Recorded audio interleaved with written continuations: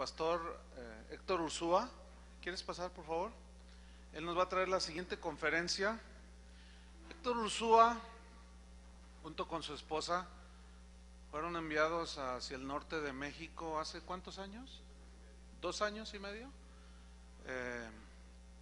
Y Dios ha estado obrando a través de ellos muy bonito, muy poderoso, diría yo, con un avance en la obra. Es una gracia. Usted sabe que Dios a cada quien lo capacita con una gracia, ¿no?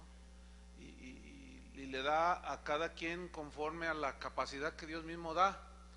Y consideramos un hombre fiel. Él fue enviado junto con su esposa para aquella zona en Culiacán. Ellos viven en Culiacán. Y pues ha sido un hombre que desde que inició hace ya no sé cuántos años aquí en Casa de Oración, ha sido un hombre fiel. Él es, para los que no saben, él es el que era el que manejó todos los años desde que inició lo de internet, de la página. Él es el cerebro. Entonces, el culpable, dice. Entonces lo invitamos a compartir la palabra. Entonces yo le agradezco a Dios por tu vida, Héctor. Pásale.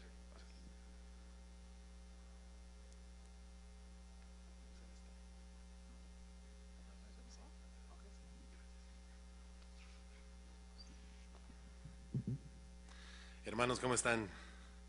Dios les bendiga. Qué alegría poder estar con ustedes en este evento, en este tiempo que el Señor tiene para hablar a nuestras vidas respecto a la labor en el ministerio. Una labor que implica una responsabilidad enorme, que nos tiene hoy aquí reunidos para aprender de su palabra. Es una alegría poder verles a todos ustedes en este lugar y tener esta oportunidad de compartir esta palabra que le invito a que juntos recibamos de parte del Señor. Le invito a que abra su Biblia. Acompáñeme por favor a 1 Timoteo capítulo 1 versículo 1. 1 Timoteo 1 versículo 1. He titulado este tema ¿Fieles a la verdad o al error? ¿Fieles a la verdad o al error?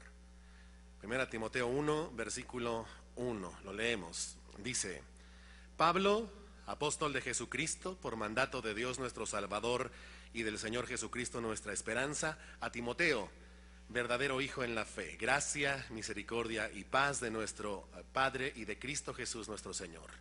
Como te rogué que te quedases en Éfeso cuando fui a Macedonia, para que mandases a algunos que no enseñen diferente doctrina, ni presten atención a fábulas y genealogías interminables que acarrean disputas, más bien que edificación de Dios, que es por fe.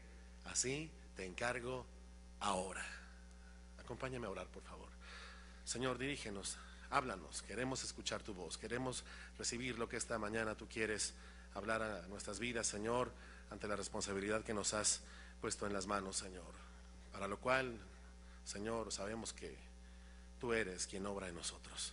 Guíanos pues, te lo rogamos en el nombre de Jesús. Amén.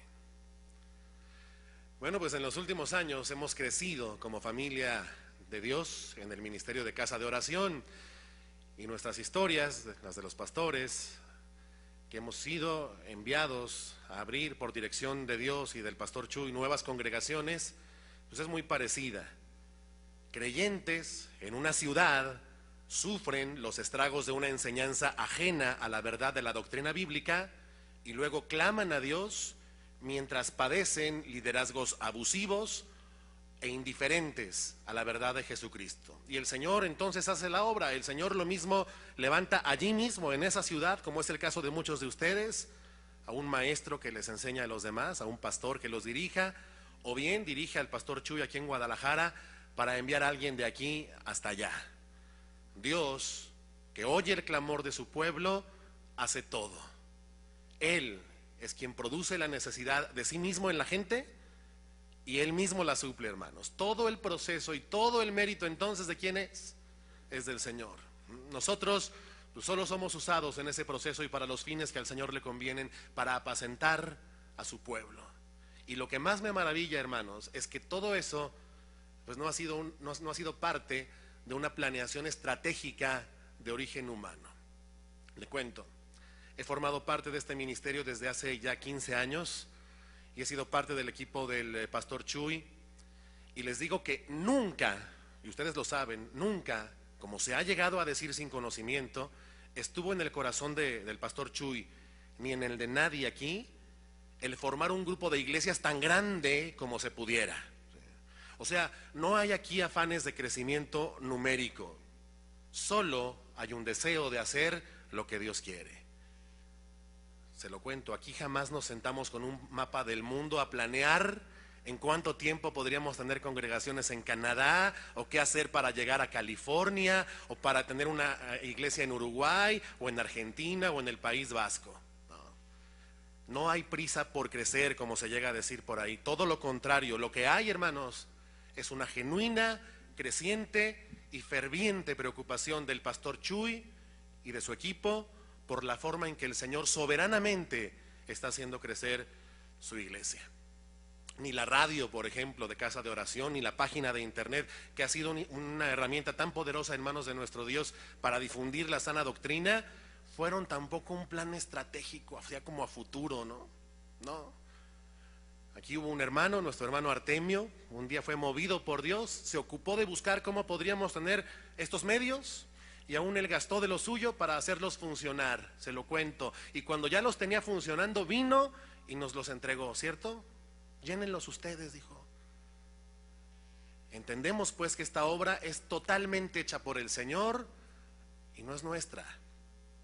Como a los antiguos en el desierto, a quienes el Señor mostró el camino por una columna de nube de día y de fuego de noche, a nosotros, hermano, también ha sido el Señor quien así nos lleva. Él ha ido y sigue yendo siempre a la vanguardia, y aquí nada más le seguimos, ¿cierto? Nada más le seguimos. Así, hoy Casa de Oración es un grupo para la gloria de Dios de más de 60 congregaciones en 7 países. Inimaginable, hermanos, y fuera de todo plan humano, de todo plan nuestro, que hubiera casas de oración en Argentina a 7,800 kilómetros de aquí, o que nos acompañara hoy el pastor de Casa de Oración en Estocolmo, Suecia, el pastor Oscar. Es nuestra congregación más lejana a esta casa. En línea recta nos dividen 9,670 kilómetros. Solo el Señor ha podido hacer esta obra. Gloria a Dios por eso.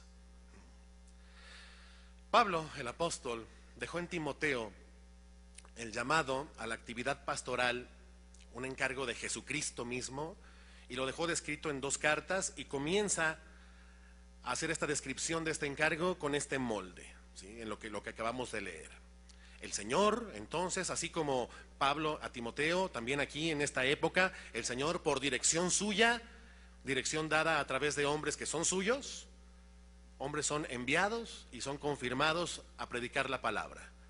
A algunos de nosotros nos ha indicado claramente que vayamos y nos quedemos en determinada ciudad, así como a Timoteo se le ordenó quedarse allá en Éfeso, para cuidar el tesoro de su palabra.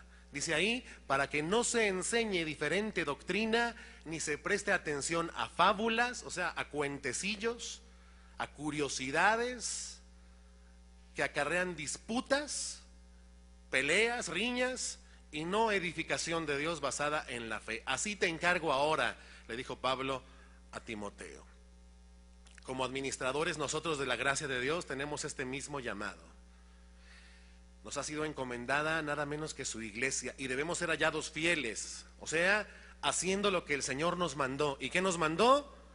Pues que nos enseñe un evangelio diferente, que se persista en la doctrina de los apóstoles, en la sana enseñanza de la palabra de Dios, en el evangelio de salvación. Esto implica, hermanos, implica ciertamente la oposición, nuestra oposición a los que corrompen la sana doctrina. Y es que no se puede andar en luz y avalar la oscuridad, ¿cierto? Implica, por supuesto, como lo dice Judas en su epístola, contender ardientemente por la fe. Que no se enseñe otro evangelio, que no se enseñe nada distinto a la verdad de Cristo.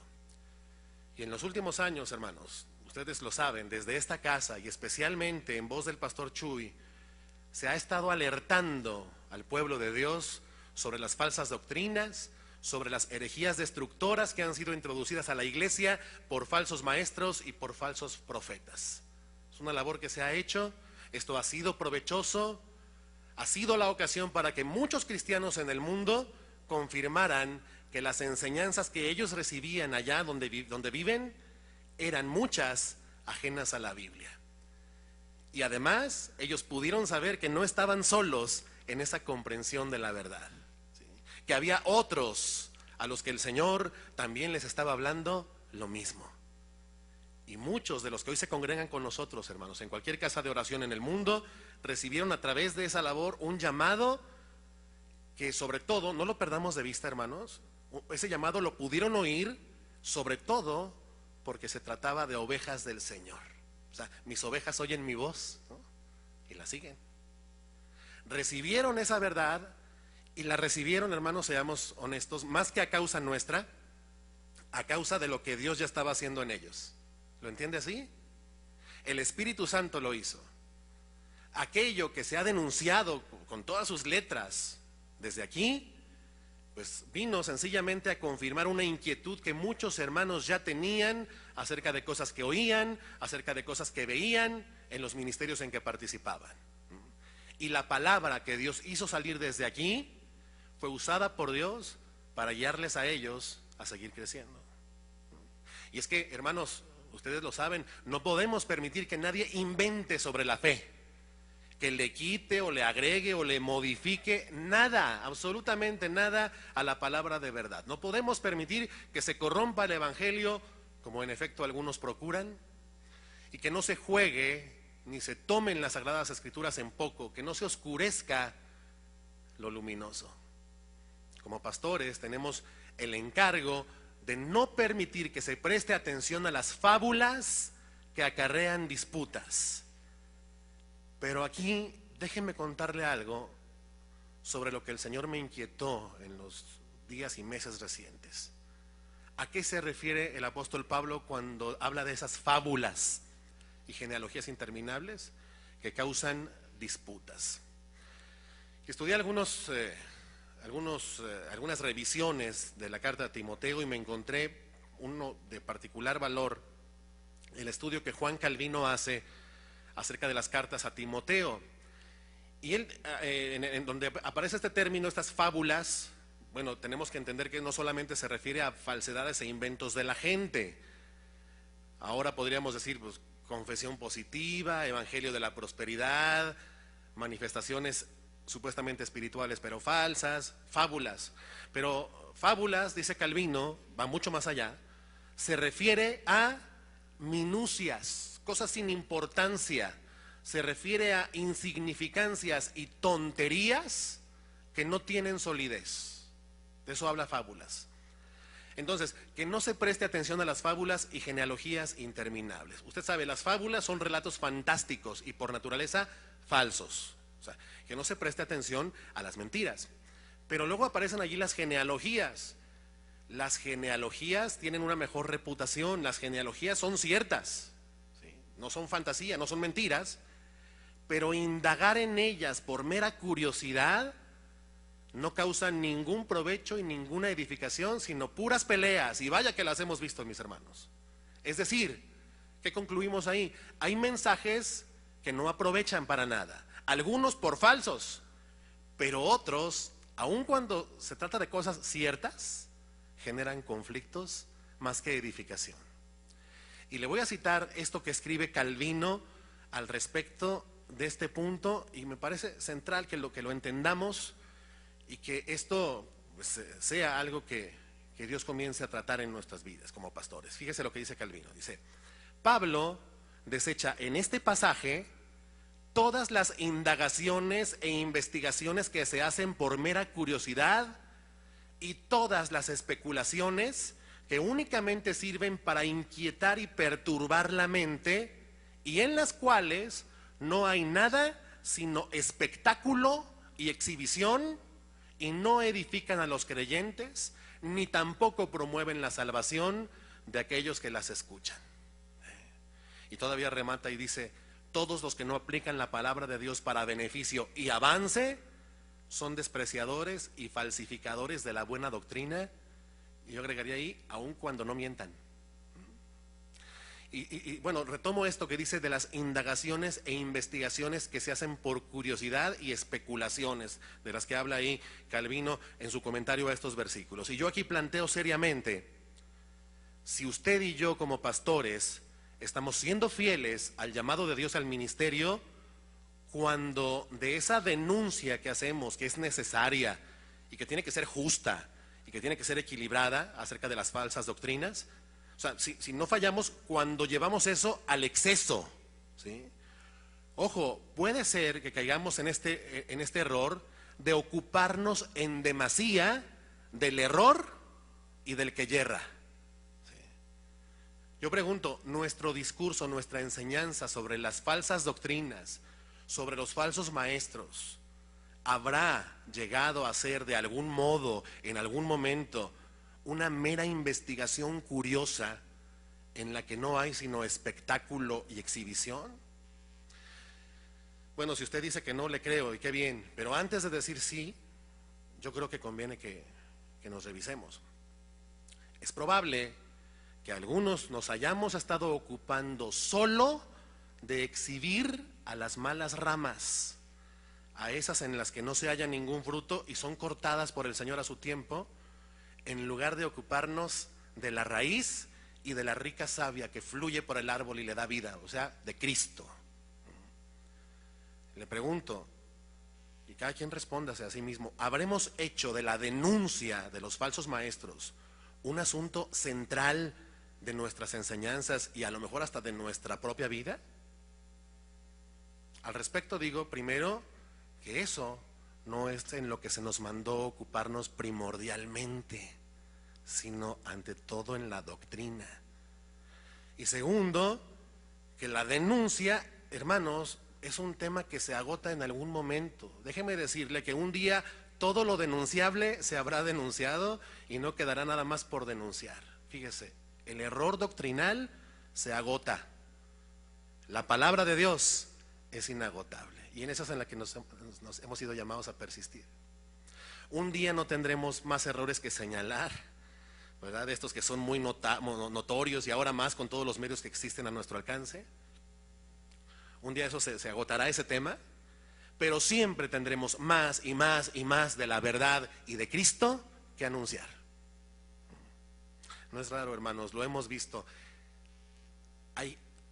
Existe este riesgo, el que se dedica a denunciar solamente, el que nada más se ocupa de eso, luego, cuando no hay nuevos escándalos, se ocupa hasta de forzar situaciones para seguir denunciando, ¿no?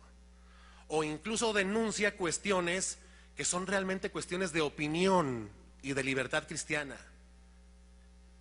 O bien, luego, el que nomás se dedica a denunciar trata de igual forma a un hermano falso que a un hermano equivocado. Se lo lleva entre las patas, ¿no? A veces, hermano, voy a ir más allá, a veces da la impresión de que algunos hasta se alegran cuando se sabe de un ministro más que cayó en adulterio, de otro que llamó idiotas a los hermanos, o de algún otro que por allá dijo alguna otra barbaridad.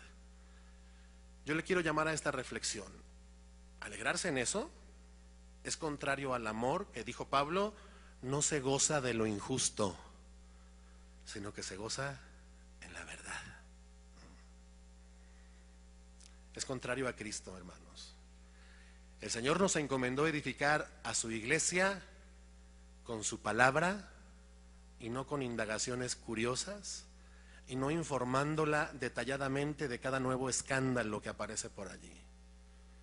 Hermano, cuando los herejes y los blasfemos se convierten en nuestro tema central y hasta nos causan risa, algo anda mal. Porque esas cosas más bien deberían entristecernos y hacernos a todos nosotros más conscientes del cuidado que requiere el rebaño, hermanos.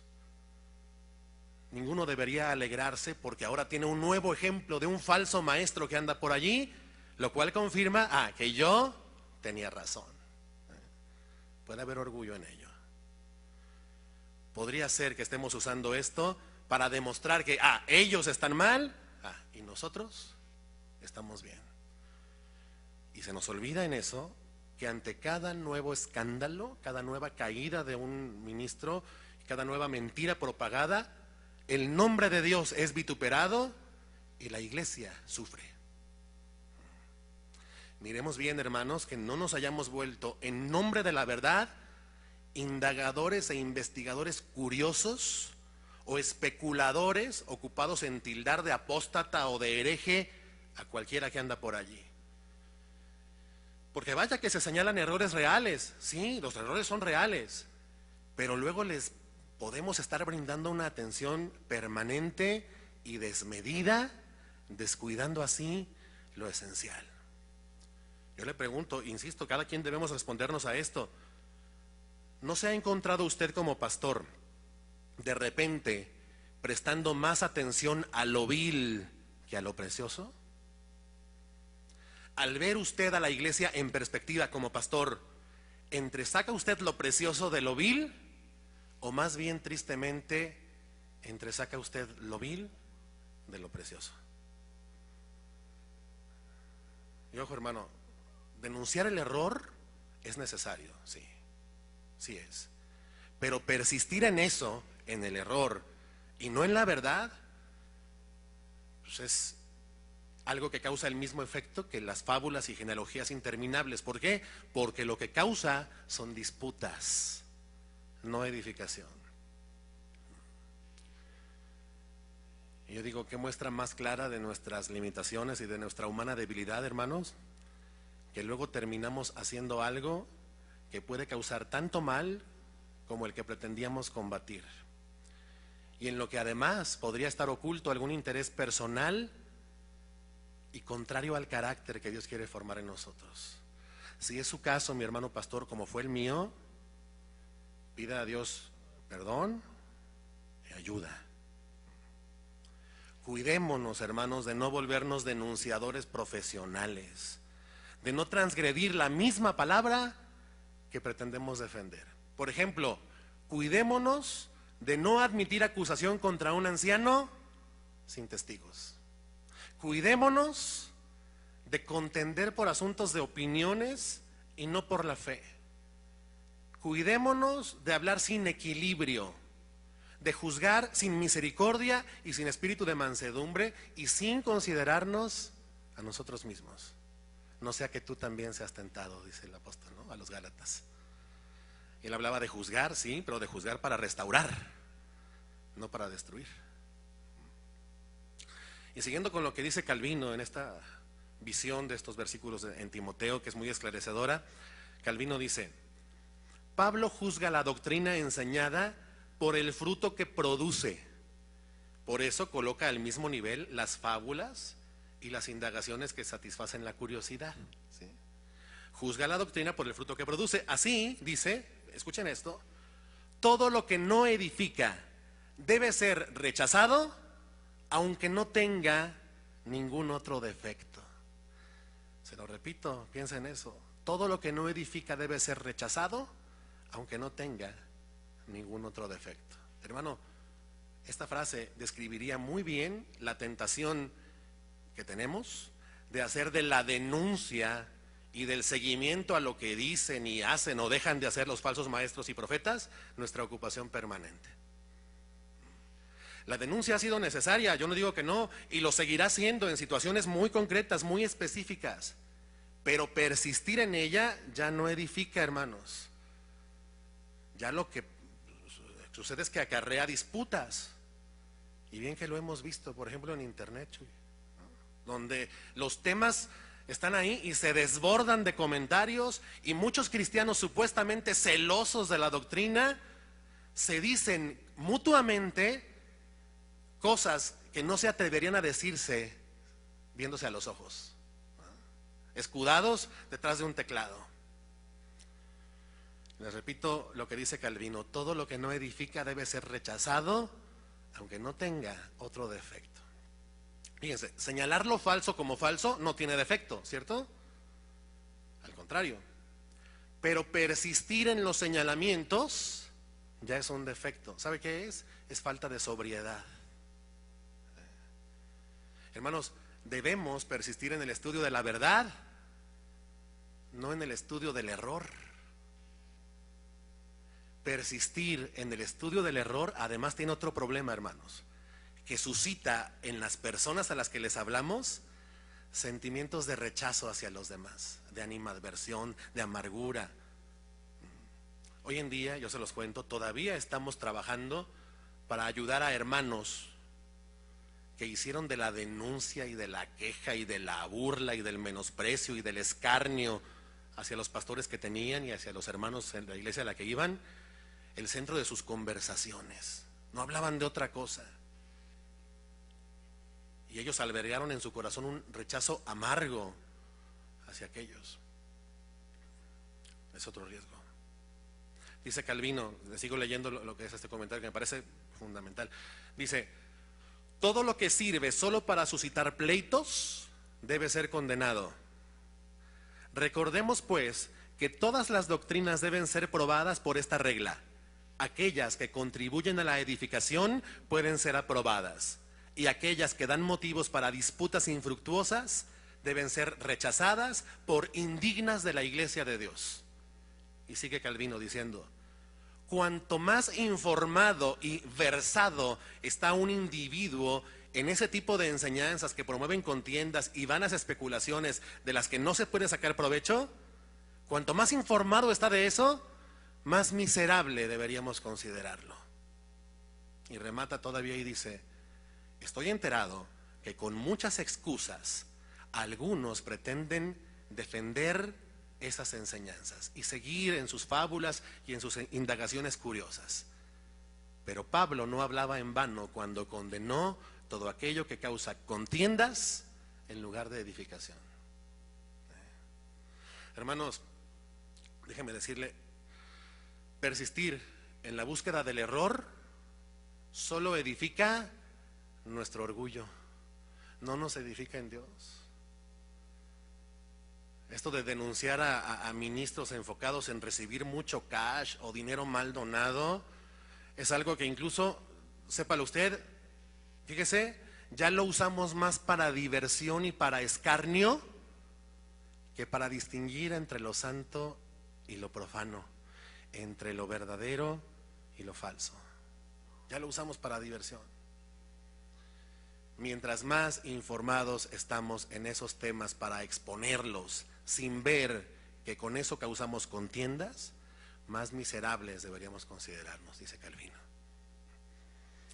Y déjeme mostrarle este equilibrio necesario con un ejemplo que el Señor me hacía entender en Nehemías, de quien tomamos enseñanza todos como edificadores del pueblo de Dios. Vaya conmigo a Nehemías capítulo 4 versículo 17, por favor.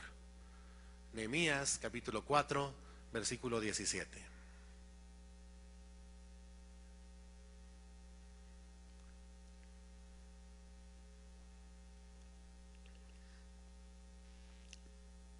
De aquí tomamos enseñanza como edificadores, hermanos, del pueblo de Dios. Le pongo el contexto. Tobías y Sanbalat, ¿usted se acuerda? Bueno, ahí, como dice el pastor Chuy, sí se dan nombres, ¿verdad? Cuando es necesario, están Tobías y Sanbalat. Son opositores de la reedificación de Jerusalén. Y han buscado, estos junto con otros, por todos los medios, estorbar a la edificación de Jerusalén. Y siempre, fíjense este principio, el Señor desbarataba el consejo de los opositores. El Señor. Y aquí vemos este equilibrio, que Dios guarda y preserva a los suyos en la obra que hacen, los guarda, y los suyos se ocupan de edificar y también de estar en guardia. Vamos a ver, Nehemías 4:17 dice: los que edificaban en el muro, los que acarreaban y los que cargaban, con una mano trabajaban en la obra y en la otra tenían la espada, porque los que edificaban, cada uno tenía su espada ceñida a sus lomos, y así edificaban. Y el que tocaba la trompeta, dice, estaba junto a mí. Bueno, una mano a edificar y otra mano a defender, ¿sí? Lista a defender. Una mano a la obra, a levantar los muros, a la edificación del Señor. La otra mano a la espada para salvaguarda, sí, ojo, pero aquella mano a la espada solamente tomaba y desenvainaba la espada cuando aquello fuera necesario, no siempre. Usted que ha leído Nehemías sabe que para muchos de estos pues no fue necesario nunca sacar la espada, blandir la espada para defenderse de alguna arremetida de los opositores, porque Dios los guardó. Pero estaban listos, sí, estaban listos. No sé si esto le dice algo, mi hermano. La defensa se hace cuando es necesaria, pero la edificación es un trabajo permanente. Y aún más, hermanos, Dios me hacía entender que en buena medida es posible que hayamos llegado a poner las dos manos en la espada.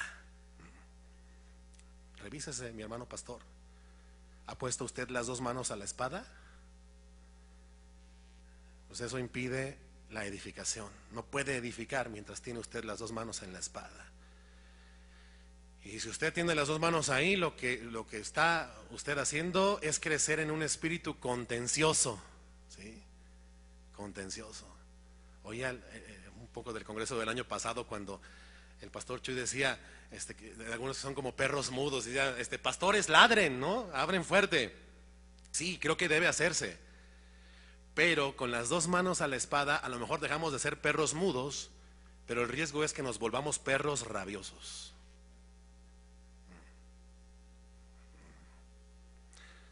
Acompáñeme a 1 Timoteo 4, versículo 16, por favor.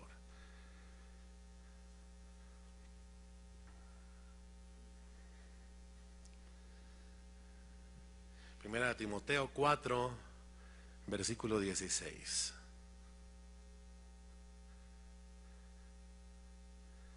Vea lo que dice ahí la escritura. Ten cuidado de ti mismo. Hágale así. Ten cuidado de ti mismo y de la doctrina. Persiste en ello. Hay varias veces que Pablo dice a Timoteo persiste. Y las veces que dice persiste es persiste en la doctrina, en la palabra, en la escritura, ¿no? Persiste en ello. Dice, pues haciendo esto te salvarás a ti mismo y a los que te oyeren. Y por ahí antes le había dicho, y ocúpate en la lectura, la exhortación y la enseñanza. Lectura, exhortación y enseñanza. Yo no leo ahí, ocúpate en la investigación, ¿verdad? Y ojo, mis hermanos, no digo que por lo tanto entonces pues abracemos a los falsos profetas, ¿no? A esos no los debemos ni recibir, es muy claro, porque dice Juan por ahí que aún llamarles bienvenidos es participar de sus malas obras. Pero es un hecho, hermanos, que Dios, que pelea nuestras batallas, realmente es el que hace esa defensa. Vamos a 2 Timoteo 3:8. Vamos ahí, acompáñenme. Vamos a ver más de este principio que el Señor quiere que comprendamos en esta mañana, en el necesario equilibrio que la labor pastoral requiere. 2 Timoteo 3, versículo 8, para que veamos cómo el Señor ciertamente guarda su obra. Dice, y de la manera que Janes y Jambres resistieron a Moisés, así también estos, los falsos profetas, ¿verdad?, resisten a la verdad, hombres corruptos de entendimiento, réprobos en cuanto a la fe, mas no irán adelante, dice, porque su insensatez será manifiesta a todos, como también lo fue la de aquellos, o sea, la de Janes y Jambres. ¿Quiénes son Janes y Jambres? Bueno, le cuento, estos son los nombres populares que se les daban a aquellos sacerdotes egipcios, diestros en la magia, que trataron de competir con los milagros que Dios hacía por mano de Moisés. Y ahí en un principio los falsos maestros aún harán maravillas mentirosas en estos últimos tiempos. Pero luego dice, estos no irán adelante, ¿sí? O sea, su obra no prevalecerá, no podrán seguir siempre con sus mentiras, ¿sí? Y ojo, no dice que no seguirán adelante porque nosotros nos ocupemos de exhibirlos. No irán adelante, dice allí, porque su insensatez será manifiesta a todos, o sea, saldrá la luz. A mí me llama la atención que ahí no dice, manifiéstale tú a la iglesia la insensatez de todos ellos. No dice así. Dice que estos serán probados en cuanto a la fe y se comprobará que están reprobados. ¿Sí? El original dice que se comprobará su demencia, o sea, su locura, ¿no? Reprobarán. Dios los hará reprobar. Su falsedad será exhibida, o sea, será sacada de lo escondido. Y eso es algo, mis hermanos, que Dios hará. Será manifiesta, dice ahí, como lo fue la de aquellos, Janes y Jambres, que un día pues, ya no pudieron rivalizar con Moisés, ¿no? Ya quisieron reproducir aquella plaga de piojos y no pudieron, sino que los piojos los cubrieron a ellos. Y luego se vino la plaga del sarpullido y estos solitos cayeron ahí enfermos, fueron cubiertos del sarpullido. A ver, reproduzcanlo. ¿Quién los exhibió? El Señor. Sobre los tales, dice por ahí Pedro en su segunda carta, ya de largo tiempo la condenación no se tarda. ¿Y quién los va a condenar? Pues el Señor, ¿no? A los que no se arrepientan. Y su perdición no se duerme. O sea, Dios hará justicia, no lo dude. Los pondrá en evidencia y en vergüenza, dice Pedro por ahí, como a los ángeles que pecaron y fueron arrojados al abismo. Igual. En el versículo 13, allá adelante, en 2 Timoteo 3, seguimos leyendo, dice: mas los malos hombres y los engañadores irán de mal en peor, ellos irán de mal en peor, engañando y siendo engañados. Pero persiste tú, otra vez persiste tú, ¿sí? ¿En qué? ¿En reprenderlos? Me pregunto, ¿dice que persiste tú en reprenderlos? No, o sea, está bien, hay que hacerlo, ¿no? No participes de sus malas obras, también le diría, sino repréndelas, o sea, exhíbelas. Pero cuando se trata de persistir, el llamado es este: persiste tú en lo que has aprendido y te persuadiste, sabiendo de quién has aprendido y que desde la niñez has sabido ¿qué? Las sagradas escrituras, las cuales te pueden hacer sabio para la salvación por la fe que es en Cristo Jesús. Y en ese contexto es que dice esto que hemos leído tantas veces: toda la escritura es inspirada por Dios y útil para enseñar, para redarguir, para corregir, para instruir en justicia, a fin de que el hombre de Dios sea perfecto, enteramente preparado para toda buena obra. Fíjese el llamado: persiste tú en las escrituras, en la verdad, no en el error. Hermano, persistir en las escrituras es poner la luz en alto, y cuando la luz es puesta en alto pone al descubierto todas las cosas. Dice ahí: las escrituras te harán sabio, el sentido es este, para predicar y para instruir acerca de la vida en el Espíritu. La escritura misma producirá ese efecto. Confía en eso, confía en el poder de la escritura, pues toda la escritura proviene de Dios y es útil para enseñar. ¿Para enseñar qué? Pues la verdad, la doctrina correcta. Usted enseña la doctrina correcta y esta contrasta de manera natural con la doctrina falsa. Y luego dice también para redarguir. O sea, la escritura, no nosotros, la escritura es útil para reprender a quienes tienen una conducta o una fe errónea, equivocada, porque la escritura es la que saca todo pecado y toda mentira a la luz. Y luego dice para corregir, ¿sí? O sea, para ayudar a alguien que ha caído a ponerse en pie, para mostrarle a los que yerran, a los que se equivocan respecto a las cosas de Dios, el camino correcto, el camino de regreso a una vida piadosa. Y para instruir en justicia, dice también, o sea, para adiestrarnos en aquello que es justo. Ahora, hermanos, no es que entonces ya no se deba hacer denuncia, no. Es que, hermano, francamente, la palabra hace mucho más que nuestros señalamientos continuos, reiterativos y machacones. La palabra hace mucho más. Me acordé de una escena de la película aquella, El Chanfle. Nuestros hermanos de Colombia conocen mucho de México por Chespirito, ¿verdad? Y está en esa película está ahí el entrenador del América y le cometen una falta a uno del América en el área, ¿no? El entrenador del América entonces se la pasa gritándole al árbitro, penal, fue penal, fue penal. Y el médico del equipo le dice, sí, ya la marcó el árbitro. Y entonces el entrenador se encoge todo, ¿verdad? Dice, se avergüenza, ¿verdad? Porque estaba pidiendo una justicia que ya el árbitro había hecho. Sí. Yo pregunto, ¿no estaremos de repente nosotros gritando acerca de las transgresiones de los falsos maestros a este mismo son? Fue penal, cuando ya lo marcó el árbitro, cuando el Señor ya deliberó. Machacar con el asunto de los falsos profetas, pregunto también, ¿no los habrá vuelto a ellos más conocidos? ¿No estaremos dando a conocer sus nombres en lugar de dar a conocer el precioso nombre de Jesús? Fíjese que eso es un poco lo que nos pasa, hago el paréntesis, con el Halloween. En algunos lugares la costumbre era tan débil que se habría muerto solita, de forma natural. Es una tradición descafeinada, ¿verdad? Pero a fuerza de estarlo denuncie y denuncie y denuncie, en una de esas hasta hemos contribuido a mantenerlo con vida. ¿Sí? Digo, si alguien se acerca y te pregunta, pues dile, ¿no? Pero ¿y estas denuncias machaconas que hacemos?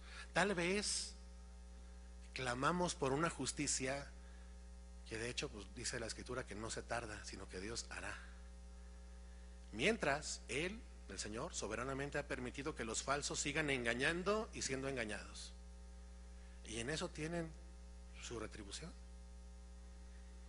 De ahí, hermanos, lo cuestionable a la luz de la Escritura de hacer reuniones en la iglesia, como se han llegado a hacer, para que la iglesia se ponga a ver los videos de los falsos maestros con tal de detectar sus errores. Yo pregunto, ¿eso es lo que el Señor nos mandó a exponer desde acá, desde el frente? ¿Buscamos la verdad o buscamos el error? Si nos enfocamos en el error, hermanos, podemos perder de vista la verdad. Y enfocados en señalar un punto tan concreto como el de las falsas doctrinas, podemos perder de vista muchas cosas. Y si hay nuevas amenazas contra la iglesia, yo no digo que no, bien, a sacar la espada, ¿no? A sacarla. Pero a veces se persiste en señalar las mismas cosas que ya se saben. Y lo que tenemos que seguir señalando es el pecado. Y para empezar, el pecado propio, el nuestro. Y ya no nomás el de los otros que se equivocan. Porque pues, de repente ese es el riesgo. Señalamos a los hermanos en la iglesia el error de aquellos, ¿no? Pero ya les hicimos a ellos ocuparse de sus propios pecados. Créame, hermano, de nuestros pecados, de los de cada uno, es que el Señor nos pedirá cuentas, no de los demás. Y a nosotros como pastores también nos pedirá cuentas de lo que enseñamos. Segunda Timoteo 4, vamos allá adelante, 4:1.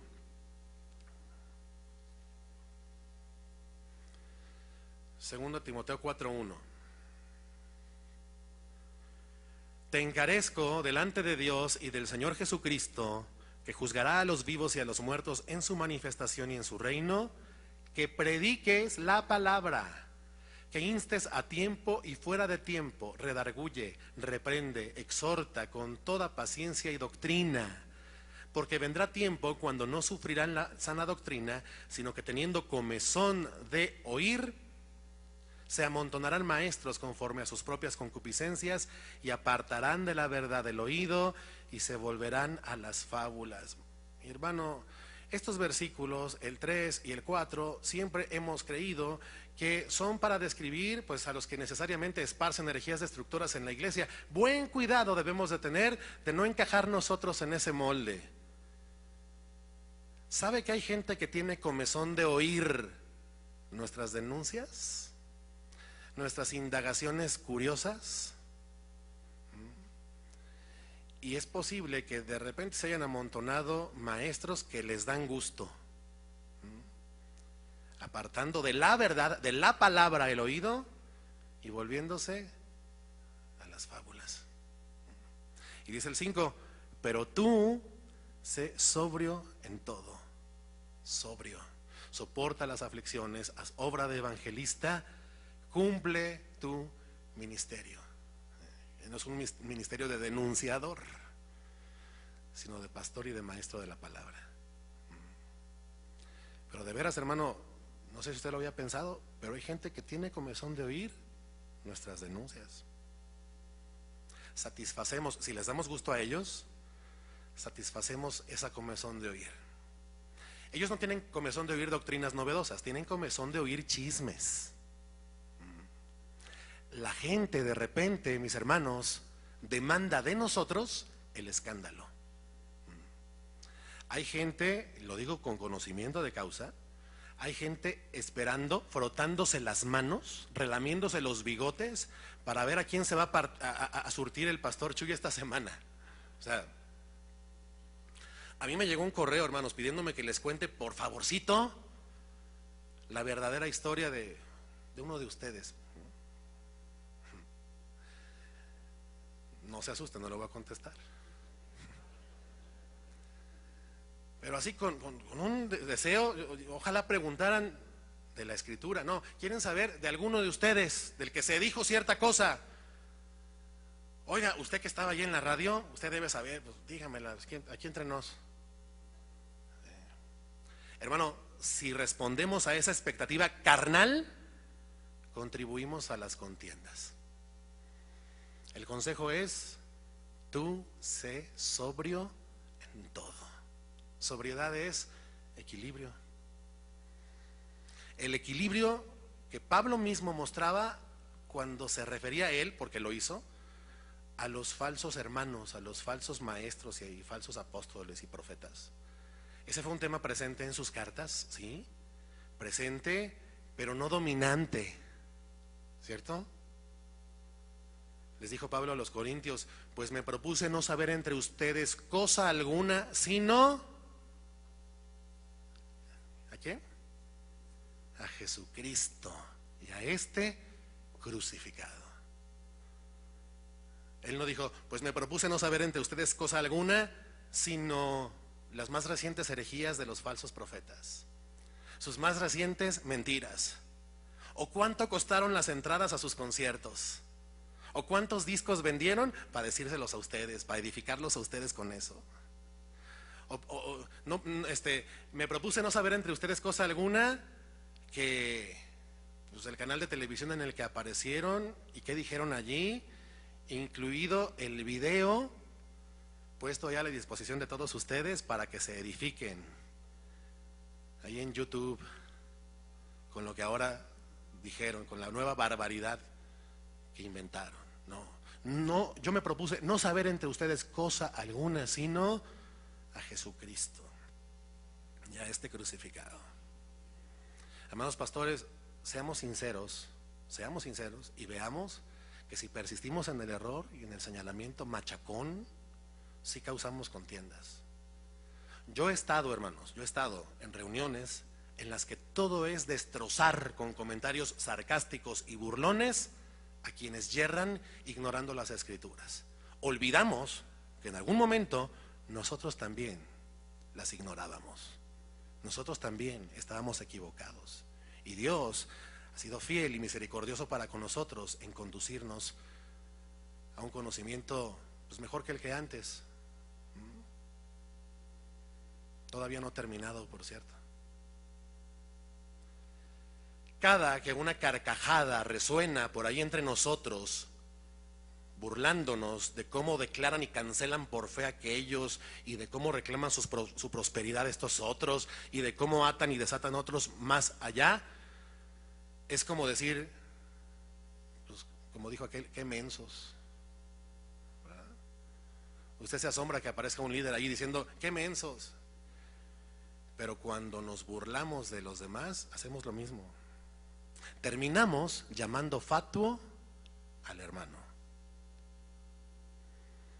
Y quedamos a años luz de distancia del propósito por el cual la iglesia está todavía en este mundo, que es dar testimonio de Cristo.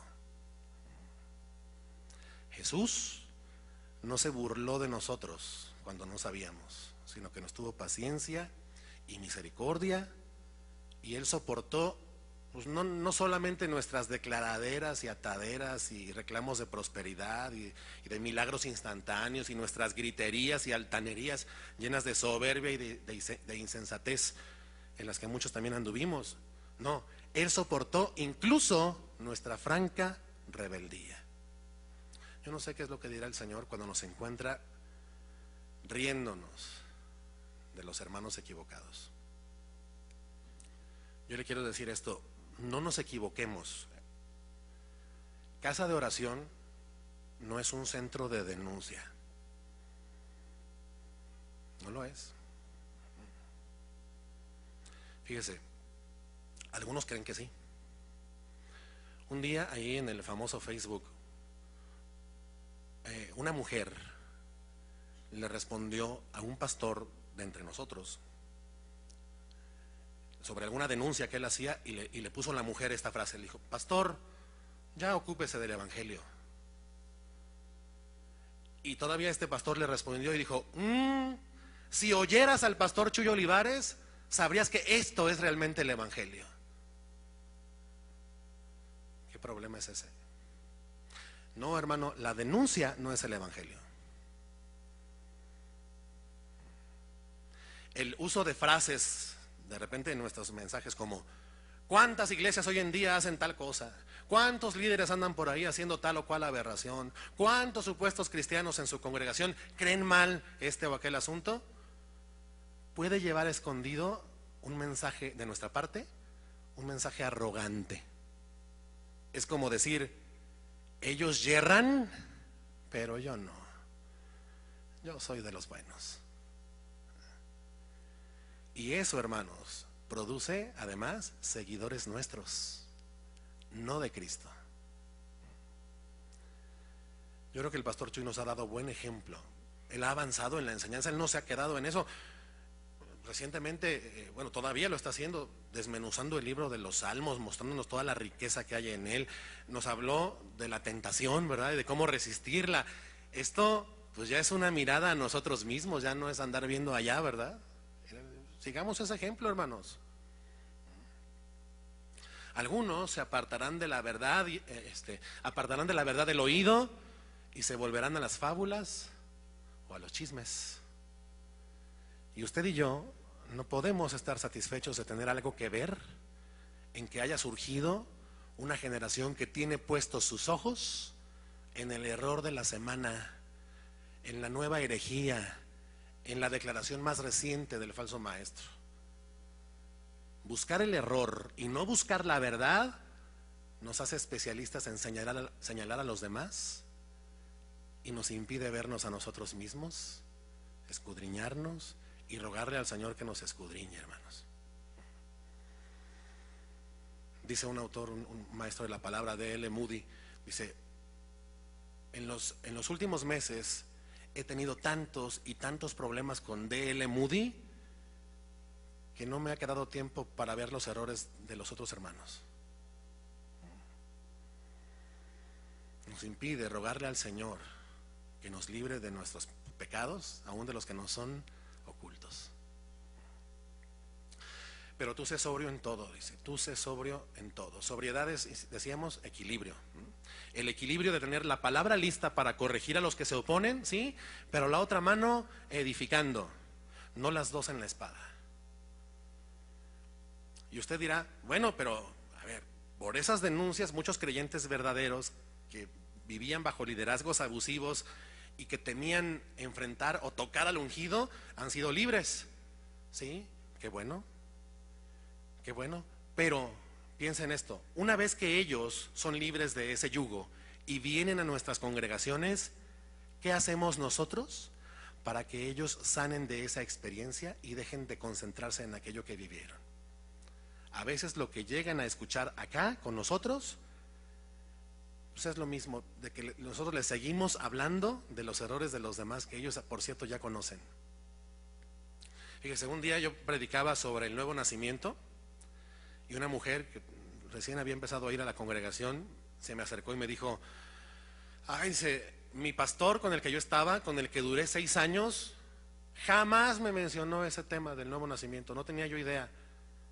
Y hoy con lo que usted dijo, fíjese lo que expresó, siento un gran deseo de ir a buscar a mi pastor y agarrarlo a golpes por no haberme enseñado esto.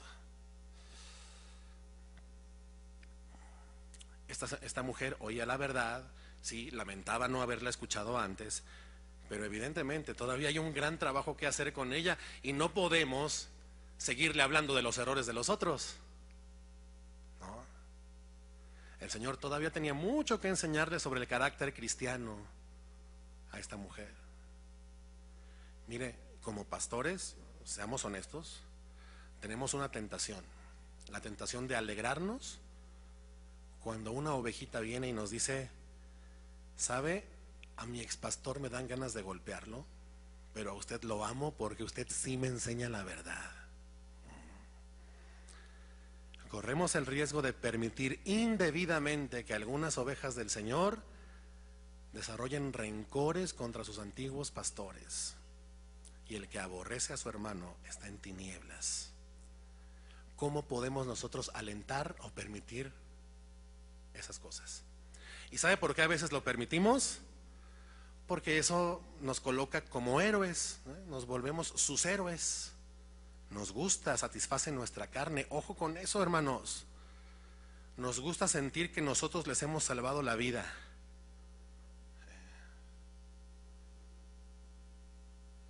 Que los rescatamos nosotros del líder que les sacaba el dinero y los engañaba.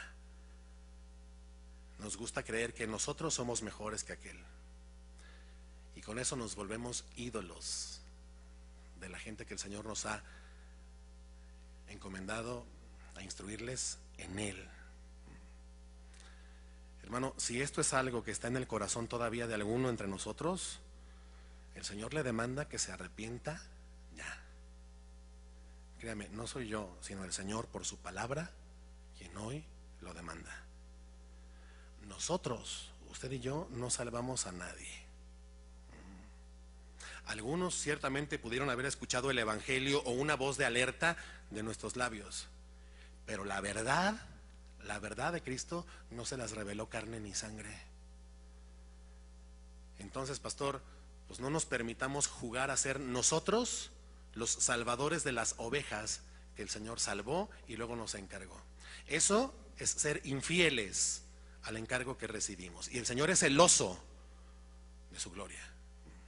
A Él no le puede resultar agradable que entre aquellos que Él nos encomendó broten raíces de amargura y que nosotros como pastores no les ayudemos a arrancar eso de sus corazones, sino que al contrario, dejamos la raíz de amargura allí para seguir siendo nosotros los buenos, los que contrastan con aquellos malos, y eso contamina a muchos.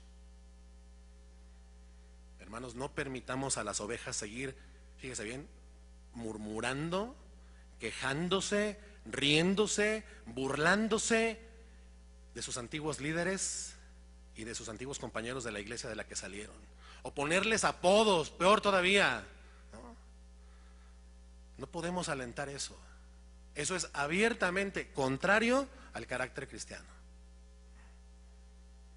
Persistiendo nosotros en señalar el error, hemos llegado a sentarnos, vamos a ponerlo en estos términos, nos hemos llegado a sentar a los pies de Himeneo, de Fileto y de Alejandro.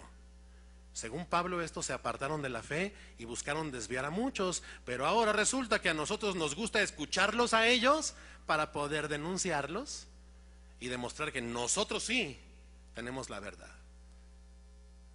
Y hermanos, seamos humildes y reconozcamos que nuestra comprensión de la verdad todavía no está terminada, es inacabada, está en proceso. Tenemos la palabra, dice, y hacen bien en estar atentos, en permanecer atentos a ella, como una antorcha que alumbra en lugar oscuro, ¿no? Hasta que el día esclarezca, hasta que podamos comprender, que brille absoluta y totalmente el sol de justicia, ¿no?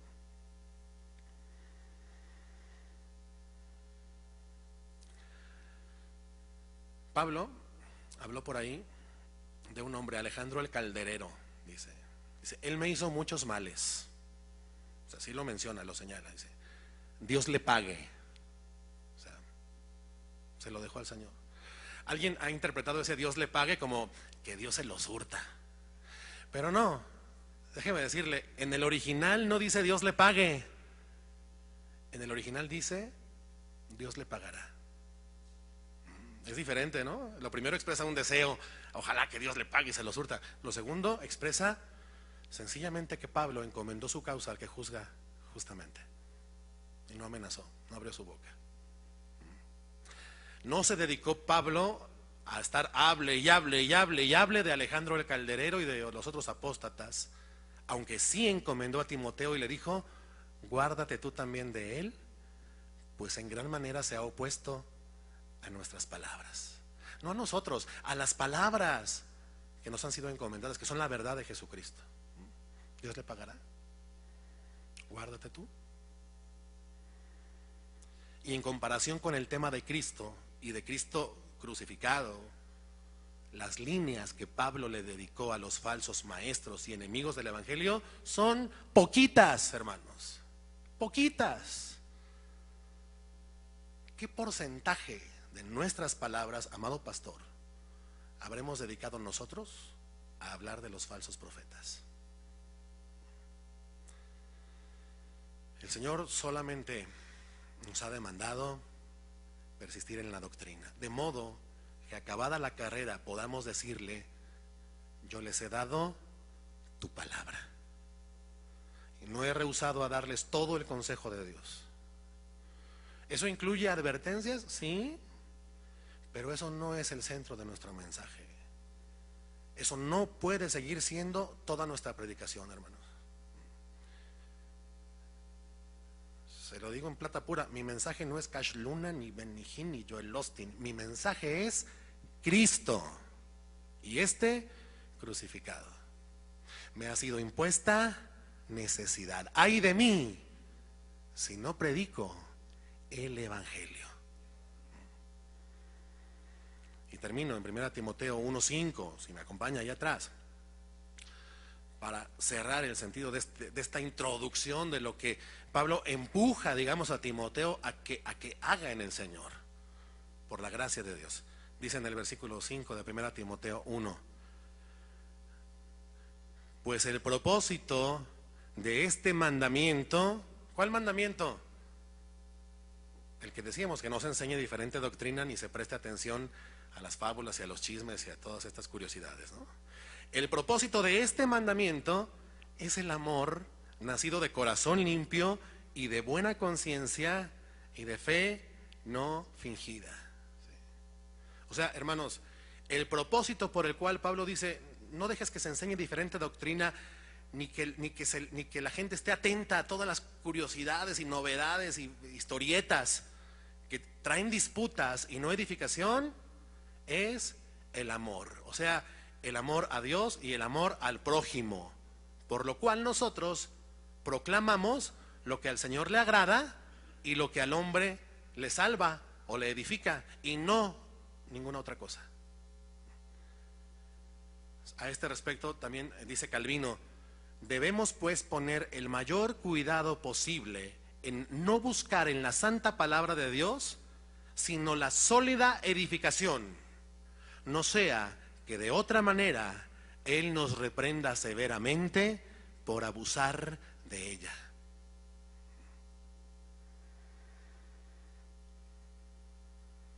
Y finalmente, acompáñeme a 1 Juan 2:26, y con esto ahora sí terminamos.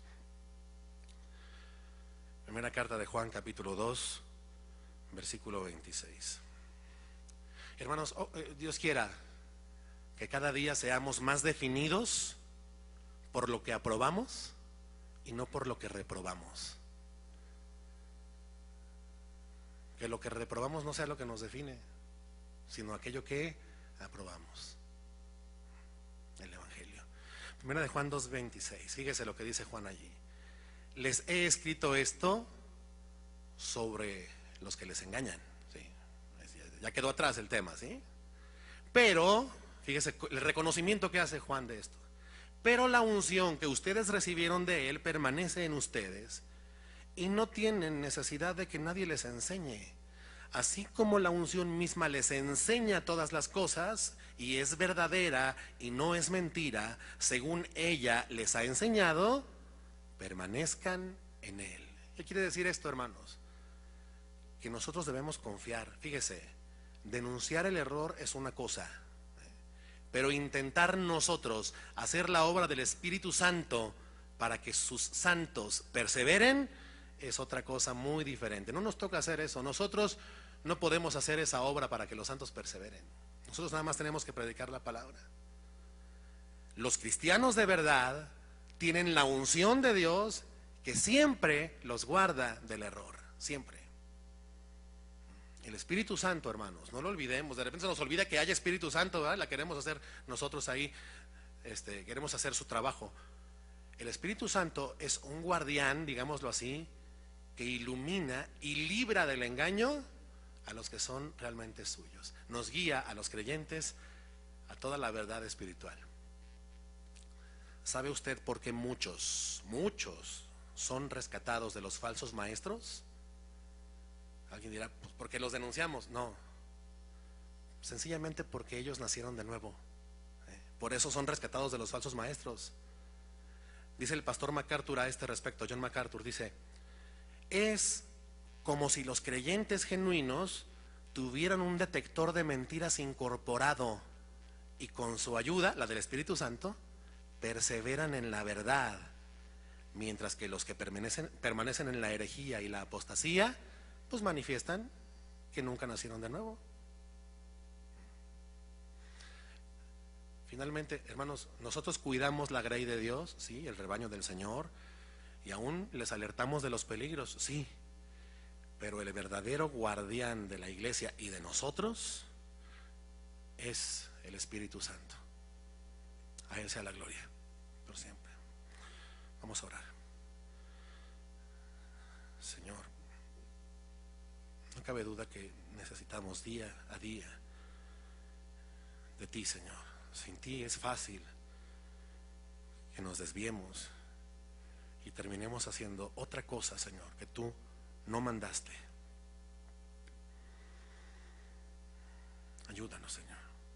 Reconocemos nuestra total dependencia, nuestra absoluta necesidad de ti en lo que cada día hablamos, pensamos y hacemos, y en lo que enseñamos a otros. Mas descansamos en ti, Señor, que tú eres quien nos conduce, y a toda tu iglesia, a la verdad, que es en Cristo Jesús, Señor nuestro. A ti la gloria por siempre, Señor. Solo a ti, Señor, no a nosotros, sino a ti.